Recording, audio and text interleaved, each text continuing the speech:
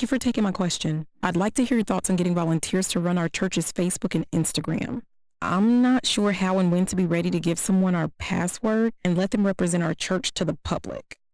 I love this question because I know that we can't just be everywhere all the time, and we need to empower volunteers to help us reach our community and build trust in our community. And at the same time, sometimes it's a bit of a struggle to want to hand over our password information to somebody who's going to represent our brand. A few things that I would do. I would find volunteers who are already doing really well on their own social media. That way you kind of get the idea, the kind of content they're going to be posting in place. Not just somebody who's willing, but somebody who already demonstrates on their own social media that they know what they're doing. Now, you might get somebody who's willing, who's really interested, and you can train them, but I would train them using their own social media channels. So train them and coach them with their own channels.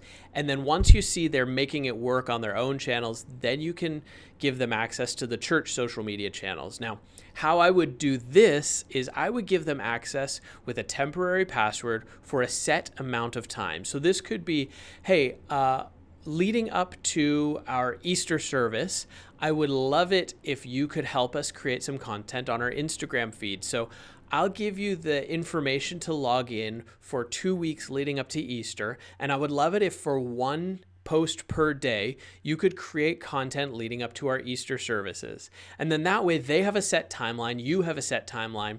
If you don't like the kind of content that they're creating or they're just not consistent, then you can always just say after Easter, okay, that was a great campaign for Easter. Then you could take back the information and change the password and they no longer have access. But you kind of give them a trial period. Do not just hand somebody who's willing the information to all of your social media accounts. Don't do it. Give them a trial period. Now, if Easter works out really well, you might say, hey, that was great.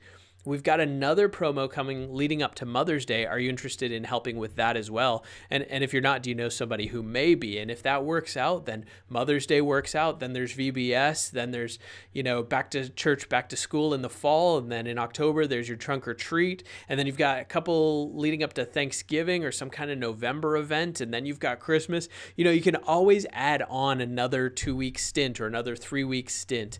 But what you don't want to do is leave it so open-ended that when you realize that the content might not be what you're looking for, they're inconsistent, or they're not posting the kinds of things that you need posted, then you have to have a difficult conversation about taking that away from them.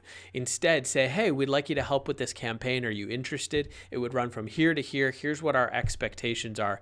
And that always gives you the opportunity to revise that agreement or to talk about whether or not you're going to extend that opportunity.